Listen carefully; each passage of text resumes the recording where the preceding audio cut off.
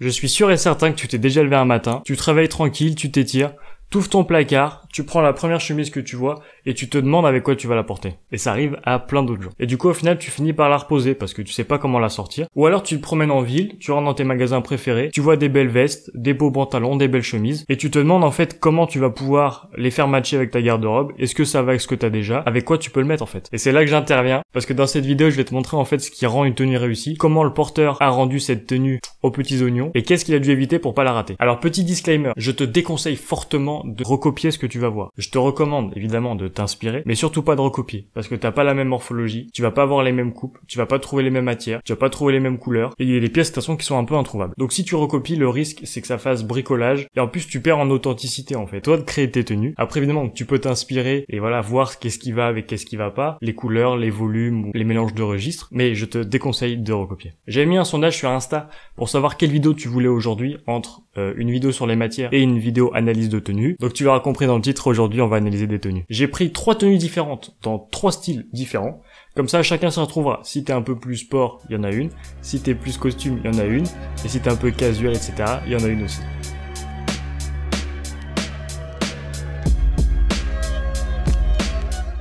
Donc la première tenue, c'est une sorte de tenue casual habillée. Donc si on analyse un peu tout ça, qu'est-ce qu'on remarque? Déjà, on va partir d'en bas. Comme j'ai dit dans ma précédente vidéo que je mettrai juste ici, il part sur des sneakers blanches. L'avantage, je vais pas tout répéter si tu as déjà vu la vidéo, mais sache qu'en fait ça va avec tout et ça sert de base pour pouvoir s'éclater en fait avec tout le reste de la tenue sans se préoccuper des chaussures. Donc là les sneakers sont de base, probablement en toile, donc une tenue un peu estivale. Voilà, il n'y a pas grand chose à dire de plus, je pense que tu peux en trouver un peu partout. Ensuite le pantalon. Là c'est vraiment là-dessus que je vais parler un peu plus sur cette tenue parce que je l'adore. Donc ce genre de pantalon ça peut avoir plusieurs noms, ça peut être jog pant ou pantalon coulissé. Parce que on a un petit cordon juste ici qui sert de ceinture en fait. Donc la ceinture est élastique, ce qui a l'avantage d'être très confortable et très agréable à porter, à condition de prendre la bonne taille, parce que si on prend trop grand, on doit serrer comme un malade ici, et du coup ça devient hyper moche. Bref, donc c'est un jog pant, caractéristique déjà la couleur. La couleur c'est une belle couleur olive, c'est pas un vert kaki qui donnerait à ce pantalon une connotation un peu plus militaire. Voilà, c'est un joli olive qui a l'air un peu délavé, presque dans un esprit un peu vintage. Et c'est vachement cool, moi j'aime beaucoup cette couleur. Ensuite concernant la matière du pantalon, du jog pant ou du pantalon coulissé, au vu des froissures qu'il y a juste au niveau des cuisses, c'est quasiment certain qu'il y a du lin dedans. Et probablement du coton lin, c'est un mélange qui se fait beaucoup l'été et c'est vachement agréable à porter. L'avantage du mélange coton-lin, c'est que le coton permet que le lin froisse un peu moins. Et du coup la matière en fait elle apporte une vraie décontraction, un vrai esprit décontracté à la tenue. Alors on met la même tenue avec un pantalon en laine froide, je sais pas, gris clair par exemple, très classique. On bascule vraiment et c'est plus du tout le même registre, c'est plus du tout la même tenue. Voilà, même la matière est d'essence décontractée. D'ailleurs, petit débat. Moi j'adore le lin et je sais qu'il y en a beaucoup qui sont anti-lin. Il y a vraiment deux clans, l'un contre l'autre. Aïe aïe aïe. Bref, moi j'adore le lin. Je sais qu'il y en a plein qui aiment pas à cause des plis, ça froisse. Ça fait pas vieux mais ça fait un peu usé. Je peux comprendre, moi j'adore, c'est justement ça que j'adore. C'est que ça fait vraiment plus décontracté, un peu chill, on se prend pas la tête, c'est froissé, c'est pas grave, c'est beau comme ça en fait. Donc n'hésite pas à me dire dans les commentaires de quel team tu fais partie. J'ai hâte de débattre avec toi. Ensuite concernant la coupe du pantalon, elle est dite carotte. Il y a beaucoup d'aisance au niveau des cuisses. Déjà comme il y a une ou deux pinces, ça apporte plus d'aisance aux cuisses, plus la coupe carotte, c'est-à-dire que la fourche. La fourche, c'est ce qui part d'ici et qui va jusqu'à l'entrejambe, comme ça. Elle est basse, c'est-à-dire qu'elle est un peu plus basse. C'est pas un baggy qui arrive jusqu'ici, mais la fourche est basse. Plus l'aisance aux cuisses, ça permet d'avoir une sorte de jogging, en fait. C'est pour ça que ça s'appelle un jog pant, c'est une sorte de jogging habillé. Donc c'est très confortable à porter. Et ça apporte un peu plus de volume à ce niveau-là, donc voilà, c'est sympa. Et c'est une coupe qui va parfaitement, en fait, au pantalon décontracté de ce genre-là. Et qu'on ne verrait pas trop sur des coupes 100% formelles. Bon, on n'imagine pas trop un costume très sérieux des directeurs qui travaillent à la défense. Voilà, costume gris sombre, machin, avec une coupe de ce genre-là sur un pantalon en laine froide, ça ferait ultra bizarre. Donc là déjà on a vu que la couleur, la matière et la coupe permettent d'apporter un esprit vraiment décontracté à ce pantalon. Et après, petite note perso, il a fait un revers au niveau de la jambe. Moi, je sais que j'en fais extrêmement souvent. Voilà, ça permet de libérer les chevilles, ça a l'avantage de laisser passer l'air. C'est sympa parce que ça apporte un petit twist là, au niveau de la cassure par exemple. Et ça permet d'éviter d'avoir les chevilles qui enflent. Ensuite, la chemise, ou plutôt la polo shirt. Alors, petit point terminologique. Alors, la polo shirt, c'est en fait un polo avec des caractéristiques de chemise. En fait, c'est juste un polo avec un col un peu plus travaillé comme sur des chemises et avec des manches un peu aussi comme des chemises. Contrairement à la popover, donc là c'est l'inverse, c'est une chemise avec les caractéristiques du polo. C'est-à-dire que au niveau du boutonnage, ça s'arrête à peu près au niveau des pectoraux. Mais on garde tous les éléments de la chemise, donc même tissu de chemise, col chemise, poignet chemise, jusqu'au niveau du boutonnage, ça s'arrête au niveau des pectoraux. Ici donc le ou la polo shirt est bleu marine, avec un beau roulé. Le roulé, c'est ce qu'on voit ici, c'est le roulé du col. En fait, un beau roulé, c'est très souvent gage d'une chemise de qualité. Et même visuellement, en fait, moi j'aime beaucoup ça. Je trouve ça très esthétique. Et en plus, niveau proportion, ça match hyper bien avec la veste qui porte par-dessus. Donc forcément, ensuite, la veste. C'est une sorte de veste de travail. Je mettrai des photos pour illustrer un peu. Mais bizarrement, cette veste de travail tire un peu plus vers l'habillé. Déjà au niveau du col, en général les vestes de travail c'est des cols assez plutôt classiques, col chemise. Là le col on voit qu'il a des proportions légèrement plus larges et plus épurées. Voilà, ça a un petit côté un peu plus tracé, vraiment bien plus travaillé que sur une veste de travail classique. Donc à mon avis c'est pas du prêt-à-porter. Ou alors c'est du très beau prêt-à-porter. Le col tire plus vers l'habillé que la veste de travail classique.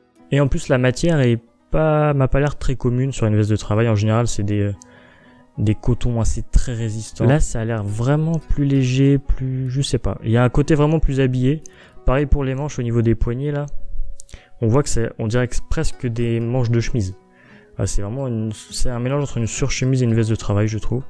Et je trouve que ça se marie carrément trop bien avec toute la tenue. Et après au niveau des accessoires, on note que le petit monsieur il porte une bague, voilà ça c'est son kiff, une montre, voilà, rien à dire de spécial, mais surtout là où je voulais insister c'est sur la pochette. Pourquoi? Parce que si on enlève cette pochette, voilà, faites le test, mettez votre doigt par-dessus la pochette pour faire semblant qu'elle n'existe pas en fait, et vous verrez que la tenue paraît un peu trop classique et trop pure, trop épurée. Et là je trouve que justement ça apporte un petit twist, voilà, une petite touche de couleur qui claque. En plus avec le décor là, franchement je trouve que ça matche parfaitement bien. Franchement j'adore cette tenue. Si jamais t'as quoi que ce soit à dire, n'hésite pas, l'espace commentaire est tout à toi. Et pour finir sur cette tenue, j'aimerais attirer ton attention sur le fait que toutes les couleurs choisies sont des couleurs naturelles que tu peux retrouver justement dans la nature. En anglais, c'est des couleurs Hearthstone ou un truc comme ça. Merci l'accent anglais. Voilà, le beige, ça évoque un peu le sable. Le bleu, bah le ciel, la mer ou un peu ce que tu veux. Le pantalon, la verdure. Non mais sans déconner, c'est vraiment des couleurs qui sont naturelles. Et voilà, quand tu regardes la nature, tu te dis waouh, c'est incroyable, c'est beau la nature. Et ben, si tu reprends les mêmes couleurs, ça fait une tenue qui est parfaitement réussie. J'en profite pour te dire de rester vraiment jusqu'à la fin de la vidéo parce qu'il y aura une petite annonce, un petit truc et tu t'y attends pas forcément. Alors reste jusqu'à la fin de la vidéo, ça pourrait être une bonne surprise pour toi. Parce que tu découvriras peut-être comment tu peux passer dans la prochaine vidéo. Tenue numéro 2. Donc un peu plus dans le tailoring, soft tailoring. Le soft tailoring, c'est du tailoring un peu plus soft.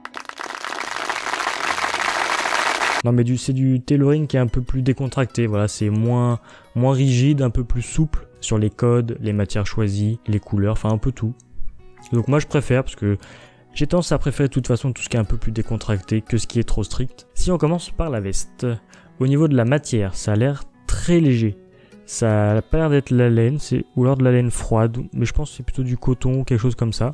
Alors on sent que c'est pas très structuré, on est très loin de l'esprit anglais là-dessus. Au niveau de l'épaule, je te mettrai ma vidéo sur les costumes où je t'explique un peu plus ça. Mais je pense qu'il y a très peu de padding, voire pas du tout à ce niveau-là. Peut-être un tout petit peu, peut-être un chouïa, ouais quand même. C'est une épaule qui est napolitaine, c'est-à-dire qu'il n'y a pas de rembourrage. Puis voilà, l'idée c'est que ça tombe en fait vraiment dans la continuité en fait de votre corps sans faire des grosses épaulettes qui arrivent là et c'est très carré, très structuré. Donc là même au niveau de l'épaule, c'est très léger. C'est dans l'esprit déjà de la veste. Les revers, ils sont bien larges comme j'aime bien. Là, c'est pas les revers rikiki qu'on trouve facilement un peu partout. Là, j'adore les revers qui arrivent vraiment loin. Là. Vraiment, j'adore. Le roulé du revers, en plus, qu'on voit ici, là, à ce niveau-là, là. On voit vraiment, il est beau. C'est peut-être des détails pour toi, mais moi, vraiment, j'adore ce roulé. Et à noter que le cran est légèrement plus bas. Ces derniers temps, les revers avaient tendance à monter très haut. Il va y avoir des crans limite ici, niveau de... Limite, ça dépasse l'épaule. Là, on voit que ça redescend un chouïa. Donc, c'est un peu plus vintage. Mais j'ai l'impression que ça revient vachement fort en ce moment. Les Asiatiques, ils font ça excellemment bien. Au niveau de la poche poitrine, qu'on appelle una barqueta. Pourquoi ça s'appelle comme ça? Parce que barqueta, ça veut dire péniche ou un truc comme ça. Ce qui fait que si on regarde bien, la poche, elle est un peu ondulée. Voilà, comme une péniche.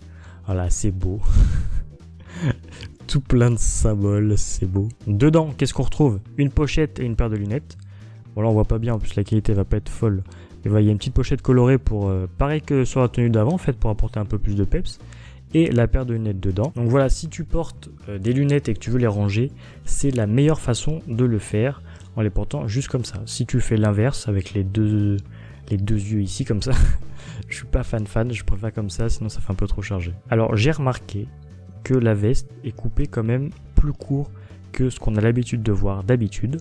En général, la veste arrive là où la chemise arrive et la chemise dépasse d'un chouïa encore. Ici, j'ai l'impression que la chemise est choisie plus courte exprès, la veste est plus courte exprès aussi, ce qui laisse dépasser un chouïa à la montre. Et bah, bizarrement, moi ça me choque pas du tout. Voilà, je trouve que tant que l'écart veste-chemise est respecté, voilà, ça me choque pas. Et j'ai l'impression que la tendance va avoir des manches de plus en plus courtes. Un peu comme les pantalons, voilà, à l'époque de nos grands-parents, les pantalons étaient archi longs, ils devaient marcher dessus limite. Maintenant, on regarde les Italiens qui font ça au-dessus de la malléole. Donc voilà, c'est des proportions qui varient. Ici, c'est plus court que ce qu'on peut voir d'habitude, mais moi, ça me choque pas du tout. Et j'aime bien aussi. Concernant la chemise, pas grand-chose à dire, à part que son col est juste magnifique. Voilà, elle est blanche, ça a l'air très luxueux, etc. Mais vraiment, le col, regarde-moi ça. C'est bien long, les proportions sont vraiment magnifiques. Je t'invite vraiment donc à choisir des cols généreux, bien larges comme il faut. Pourquoi? Parce que du coup la pointe passe pile sous la veste et ça c'est beau. Sinon, je te mettrai des photos. RIP Jean-Pierre, bye bye du JT. Mais voilà, il y a un écart entre la veste et la chemise et j'aime pas trop. Je préfère quand voilà, ça se glisse tout doucement sous le revers et c'est, je trouve, bien plus joli. Et du coup, en termes de proportion, le revers de la veste matche vachement bien avec la taille du col de la chemise. Dernier élément notable, la cravate. La matière, c'est de la grenadine de soie. Tu peux en trouver parfois coupée à l'horizontale, ce qui se fait d'ailleurs la plupart du temps. Il y a un petit motif chevron, un peu kaki avec le bleu marine, franchement ça se marie grave bien. Si t'as pas encore de cravate comme ça, bah n'hésite pas, la largeur est bien large aussi. Le truc sur cette tenue qu'il faut que tu retiennes, c'est de bien respecter les proportions. Voilà, si on fait le triptyque cravate, chemise, revers, tout est bien large. Si on change une seule de ces proportions, c'est raté. Une proportion vous manque et tout est n'importe quoi. Bref, si on met des revers fins, comme on voit chez un peu partout, ça va pas du tout aller parce que du coup la chemise va bouffer carrément le revers. Si on prend une cravate slim, toute minuscule, et ben elle va se faire bouffer aussi par le reste de la tenue et ça va être pas très beau. Et si on prend une chemise un peu trop, avec un col beaucoup plus petit, et ben on va pas comprendre en fait le rapport, ça va faire déséquilibrer en fait. On aura un grand revers, une large cravate et une petite chemise et c'est pas joli. Avant de voir la dernière tenue, je t'invite à dégommer le pouce bleu, ça me ferait ultra plaisir. Et le summum, si vraiment t'es hyper gentil avec moi, tu peux t'abonner. Le chiffre il commence à monter un petit peu, mais faut faire déconner. D'ailleurs, pour le prochain épisode, ce sera vos tenues à vous, donc je t'invite à m'identifier sur Insta dans tes photos, ou alors carrément tu me les envoies, ou alors sur Facebook. Donc je te mettrai tout ici, Insta, Facebook. Tu m'envoies la photo, tu m'identifies dedans, je vais checker et ça se trouve tu seras dans le prochain épisode. Tenue numéro 3, un peu plus sportwear. Alors, cette tenue est vraiment originale et moi j'aime beaucoup ce mélange de registres qu'on va développer un peu plus après. Mais pourquoi cette tenue est réussie? Le secret c'est le camailleux. Ici c'est donc un camailleux de gris, voilà, gris clair, blanc, bon voilà, classique. Mais en gros, c'est ça l'idée, c'est d'avoir une tenue qui tire vers le gris. Comme pour la première tenue, on part sur c'est pas des sneakers, mais c'est des chaussures blanches. On dirait un peu des chaussures bateau, mais voilà, ça apporte un peu plus d'originalité, mais voilà, l'idée c'est la même. on part sur des chaussures blanches et puis après c'est l'éclat. Ensuite on a un pantalon gris à pince. La matière, je dirais que c'est un mélange, ça me fait penser un peu au pantalon de bonne gueule en laine lin soie. Mélange de matière qui apporte vraiment de la texture et on sent que c'est bien fluide, voilà. C'est pas, je suis sûr que c'est pas du coton. C'est vraiment tout fluide, c'est bien joli. La pince permet aussi, comme sur la première tenue, plus de confort aux cuisses. La coupe c'est sensiblement la même. Voilà, tu vois, la fourche basse, aisance aux cuisses. Et puis après ça se slimifie au niveau des mollets. Et l'avantage de ce genre de pantalon, c'est que ça peut se porter dans une tenue plus habillée. C'est-à-dire qu'on prend le même pantalon avec une belle paire de chaussures, une chemise et une veste, et ça marche. Et là, on peut le porter de façon plus sport. Et donc c'est très polyvalent. Et ensuite, si on remonte un peu, on a encore un sweat très sympa, ça fait boxy, ça fait vraiment... je pense qu'il a un chouïa oversize pour apporter un peu plus de volume et de carrure. Moi, c'est ce que j'aime bien faire avec soit les sweats comme ça ou les hoodies.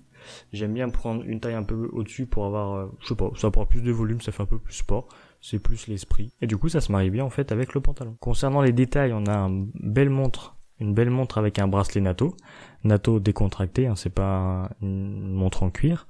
On a un bracelet, je sais pas si c'est un jonc ou un bracelet en argent, mais voilà, c'est sympa, moi j'aime beaucoup aussi. Et l'accessoire principal, quand même, le béret qui est mis à l'envers. J'ai déjà essayé, ça me va pas trop. Mais là, je sais pas, il y a vraiment un truc qui se dégage de cette photo et de ce gentil monsieur. J'aime vraiment beaucoup, ça change et... Je sais pas, il y a vraiment un truc que j'aime dans cette tenue. À noter qu'il a quand même pris une photo entourée de murs et de sol gris. Donc voilà, si on n'avait pas compris qu'il voulait faire un camailleux de gris, je pense qu'on a compris l'idée. Donc voilà, l'astuce que tu peux retenir de ça, c'est que si tu veux mélanger les registres et que t'es pas trop sûr de toi ou que tu veux essayer des trucs, pars sur un camailleux. Voilà, on voit que le sweat c'est très sport avec un pantalon qui est quand même à pince. Même si la coupe etc c'est plus décontracté, on a quand même un pantalon à pince qui peut faire habiller. Et avec un sweat, ça se marie bien. Parce que c'est du gris. Si ça avait été, je sais pas, une autre couleur, ça aurait été peut-être un peu plus tendax. Donc si jamais tu veux tenter des tenues un peu audacieuses, n'hésite pas à tenter des camailleux. Donc voilà, c'est la fin de la première vidéo. J'espère que ça t'a plu. C'était un nouveau format pour l'épisode 2e. Je te rappelle comment faire identification sur Insta où tu m'envoies le message, ou sur Facebook. Je vais checker, je vais voir, et il y a des chances que tu te retrouves dans le prochain épisode. Donc si ce format t'a plu, n'hésite pas à laisser un pouce bleu et à t'abonner. Ça me ferait ultra plaisir. Et voilà, faut dégommer la barre de pouces bleus et faire augmenter ce nombre d'abonnés vers 1 million. Allez, bisous.